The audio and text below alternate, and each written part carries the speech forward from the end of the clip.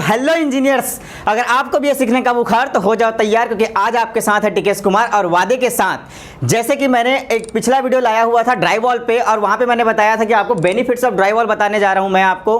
तो आज मैं आपको पूरा बताऊंगा बेनिफिट्स ऑफ ड्राइवॉल कि इसके क्या क्या बेनिफिट्स है अगर हम लोग इसको यूज करते हैं हमारे कंस्ट्रक्शन में।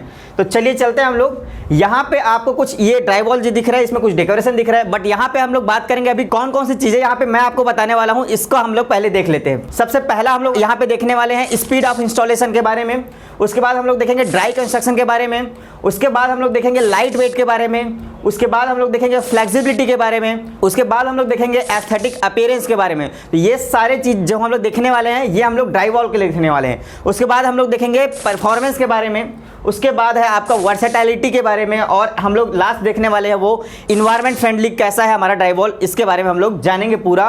तो चलते हैं हम लोग पूरा डिटेल में। यहाँ पे आप लोग देखेंगे सबसे पहला जो स्पीड ऑफ इंस्टॉलेशन है, तो यहाँ पे आप लोग देख रहे हैं 3 to 4 times faster than masonry construction.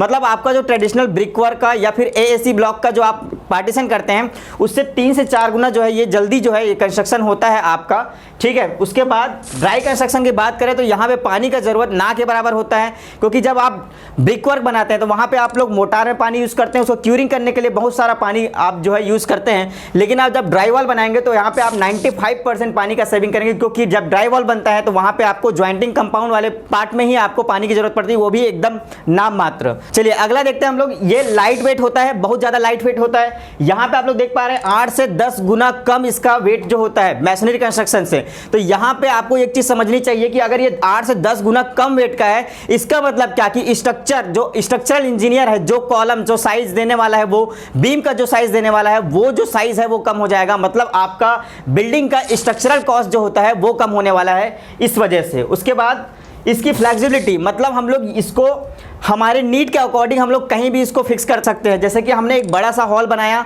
Exterior construction हमने कर दिया, उसके बाद हमको कहीं पे किचन, कहीं पे बेडरूम, कहीं पे और कुछ पार्टीशंस हमको बनाने हैं, तो वो चीज़ें जो है हम अपने अकॉर्डिंग जो है इसको बना सकते हैं।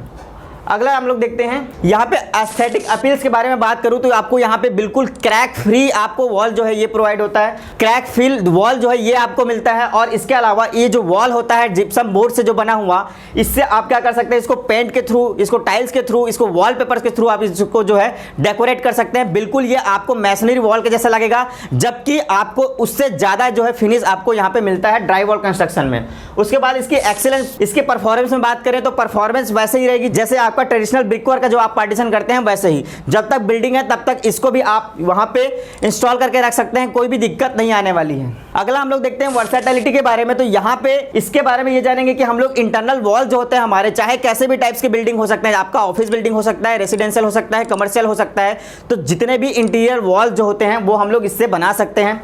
अगला मैं बात करूंगा तो यह इन्वायरमेंट फ्रेंडली होता है। अब इन्वायरमेंट फ्रेंडली कैसे होता है ये मैं आपको बताता हूँ, क्योंकि ये जो जिप्सम का बोर्ड बनता है जिससे हम लोग ड्राई वॉल बनाते हैं, वो जो बनता है वो होता है जिप्सम। जिप्सम का पेस्ट बना के उसको बनाया जाता है और उसके ऊपर में लगता है हाई स्ट्रेंथ पेपर। तो आपका जिप्सम भी इन्वायरमेंट में मिल जाता है पूरा, और पेपर भी पूरी तरीके से इन्वायरमेंट में मिल जाता है। इसलिए जब भी ये कंस्ट्रक्शन होता है, जब इसका वेस्ट निकलता है बाद में, तब ये जो है मिट्टी में पूरी तरीके से मिल जाता है, कोई भी हार्म ये नहीं पहुंचाता है इन्वायरमेंट को, इसलिए इन्वायरमेंट फ्रेंडली भी है।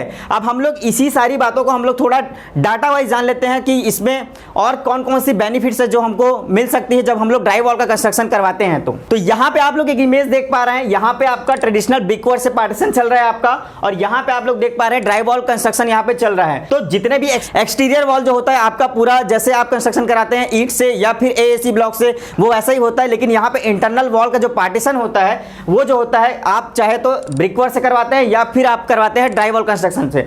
अगर ड्राई वॉल से आप करवाते हैं, जिप्सम बोर्ड से आप करवाते हो, तो यहाँ पे आपका जो स्ट्रक्चर का वेट जो है वो बहुत ही ज्यादा कम हो सकता है। आप इसको हाई राइज बिल्डिंग में बहुत ज्यादा देखेंगे, वहां पे ये यूज किया जाता है। अगर आप ये साइड के कंडीशन यहाँ पे देखेंगे तो यहाँ पे देखो कुछ मैसी सा लग रहा है, बिखरा बिखरा लग रहा है कि यहाँ पे ईंट, गिट्टी, सीमेंट, रेती सारा कुछ रखा हुआ है, पानी वानी रखा हुआ है, ठीक है। बट यहाँ पे देखो थोड़ा सिस्टमैटिक सा लगता है काम जो है। तो ये डिफरेंस तो आपको इमेज में दिख रहा है, लेकिन आपको एक्चुअल डिफरेंस मैं बताता हूँ। तो सबसे पहला डिफरेंस है स्पीड ऑफ इंस्टॉलेशन। तो इसकी बात हम लोग करें, अगर आप ड्राई वॉल कंस्ट्रक्शन करते हैं तो 40 से 50 मीटर स्क्वायर पर डे आप इसका कंस्ट्रक्शन कर सकते हैं, जबकि ब्रिक वर्क में आप 10 मीटर स्क्वायर पर डे आप इसमें कर सकते हैं। मतलब यहाँ पे देख रहे हैं 4 से 5 गुना हम लोग क्या कर रहे हैं, ज्यादा कंस्ट्रक्शन कर पा रहे हैं ड्राई वॉल का। चलिए अब हम लोग यहाँ पे बात करेंगे वाटर सेविंग सेविंग की, तो वाटर सेविंग आप ड्राई वॉल में एकदम कर सकते हैं, जबकि आपके ब्रिक वर्क में आपको क्यूरिंग के लिए और मोटार के लिए वाटर की जरूरत पड़ती है। अगला बात करते हैं हम लोग वेट का, तो इसका वेट ये इंपॉर्टेंट है, आप लोग यहां से ध्यान दीजिएगा। अगर आप ड्राई वॉल का कंस्ट्रक्शन करवाते हैं तो 19 kg पर मीटर स्क्वायर आपको ये जो है इसका वेट होता है, जबकि यहां पे ब्रिक वर्क का देखो तो 230 kg पर मीटर स्क्वायर, मतलब यहां पे वेट का डिफरेंस आप लोग देख पा रहे हैं। और इसी वजह से अगर आप ब्रिक वर्क का करवाते हैं तो आपका स्ट्रक्चरल जो वेट है वो बहुत ज्यादा बढ़ जाता है। तो इसलिए यहां पे आपको एक तो आपको बीम्स कॉलम के साइज भी कम रखेंगे तो भी चलता है, और इसका वेट जो है बहुत लाइट होता है इसलिए, ठीक है। अगर हम लोग यूजेस इन वेट एरियाज की बात करें तो आप जो है ड्राई वॉल को क्या वेट एरिया में यूज कर सकते हैं, बिल्कुल यूज कर सकते हैं, क्योंकि कई प्रकार के जिप्सम बोर्ड आपको मिलते हैं ड्राई वॉल बनाने के लिए। जैसे कि अगर आप वेट एरिया में ड्राई वॉल का कंस्ट्रक्शन करना चाहेंगे तो आपको क्या करना पड़ेगा, यहां पे मॉइस्चर रेजिस्टेंट जिप्सम बोर्ड को यूज करना पड़ेगा। अगर किचन वाला एरिया या फिर जहां पे हीट ज्यादा आता है या फिर फायर के चांसेस ज्यादा है वहां पे, तो वहां पे आप लोग fire resistant gypsum board use कर सकते हैं। अगर आप कहीं पे टाइल्स लगाना चाहते हैं वॉल पे तो वहां पे आप क्या कर सकते हैं, फाइबर सीमेंट बोर्ड आते हैं उसका यूज कर सकते हैं आप। तो वेट एरिया में बिल्कुल आप यूज कर सकते हैं, कोई दिक्कत नहीं है। अगला इसके बेनिफिट्स के बारे में बात करें तो फायर रेटिंग के बारे में, तो फायर रेटिंग ड्राई वॉल में वेरी गुड इंसुलेशन इसमें मिलता है हमको। अगर हम लोग फायर रेजिस्टेंट बोर्ड से हम लोग अगर वॉल बनाते हैं तो हमारा जो अगर किसी एक कंपार्टमेंट में आग लगा है तो उस आग को दूसरी जगह पहुंचने के लिए लगभग आपको 4 घंटे का समय मिलता है, जबकि आपका ब्रिक वर्क जो होता है उसमें ये चीज जो है थोड़ी सी कमी पाई जाती है, वहां पे जो आपका आग है वो जल्दी से पास हो जाता है as compare to dry wall. यहां पे अगर साउंड इंसुलेशन की बात करूं तो ड्राई वॉल जो है काफी ज्यादा साउंड को इंसुलेट करके रखता है। वहां पे हम लोग साउंड को इंसुलेट करने के लिए काफी सारे बोर्ड है जिसको यूज करते हैं, जैसे कि साउंड ब्लॉक बोर्ड हो गया, आपका सीलिंग में जो ग्रिड सीलिंग में लगता है वहां पे हम लोग इकोफोन वाला जो टाइल्स होता है उसको हम लोग यूज करते हैं। तो उससे क्या होता है, आपका जो साउंड है उसको जो है रोक के रखता है। तो यहां पे आप लोग देखें तो up to 65 dB possible with insulation, मतलब आपका 65 dB तक के जो साउंड है उसको क्या करता है वो रोक के रख लेता है। जबकि यहां पे हम लोग ब्रिक वॉल की बात करें तो यहां पे 30 to 40 dB का ही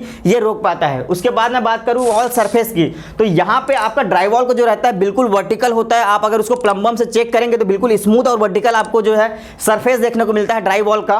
और वहीं पे ब्रिक वॉल का अगर बोलोगे तो आप कितना भी ज्यादा आप वहां पे स्किड लेवल लगा लीजिए, आपको थोड़ा सा अनइवननेस जो है वो मिल ही जाती है, ठीक है। चलिए अगर हम लोग बात करेंगे अगर क्वालिटी ऑफ मटेरियल की, तो यहाँ पे आप लोग देख रहे हैं ड्राई वॉल की बात करें तो यहाँ पे आप जो है जहां से मटेरियल मंगा रहे हैं एक ही सोर्स से आपका मटेरियल पूरा आता है, लेकिन जब आप कंस्ट्रक्शन करवाते हैं ब्रिक वर्क का तो आपका जो है मटेरियल जो है आपका चेंज हो सकता है। अगर हो सकता है कि आज जो एग्रीगेट और सैंड जो है एक साइड से आया तो हो सकता है कल दूसरी साइड से आ जाए, बट ये वाले पार्ट जो है यहाँ पे ऐसा डिफरेंस आपको देखने को नहीं मिलेगा। जो जिस क्वालिटी का जिप्सम बोर्ड आपको मिल रहा है वही क्वालिटी का जिप्सम बोर्ड हर बार वही जो है आता है, क्योंकि ये जो है स्टैंडर्ड मैन्युफैक्चरिंग होता है आपके प्लांट में। अगर इसके बाद मैं क्वालिटी ऑफ वॉल की बात करूं तो यहाँ पे आपको जो ड्राई वॉल जो है स्टैंडर्ड बना सकते हैं आप। इसमें कई तरह के आप बना सकते हैं, जैसे कि सिंगल बोर्डिंग से आप बना सकते हैं, डबल बोर्डिंग से आप बना सकते हैं, बट यहाँ पे आपका जो ब्रिक वर्क जो होता है वहां पे आपको बहुत ज्यादा अगर अच्छी वॉल आपको कंस्ट्रक्ट करनी तो आपको स्किल्ड लेबर की जरूरत पड़ती है। और यहीं पे आपको सर्विस की बात करूं, सर्विस कहने का मतलब आपका वॉल के अंदर से आप जो झीरी काट के क्या करते हैं प्लम्बिंग का सर्विस देते हैं, आप जो इलेक्ट्रिकल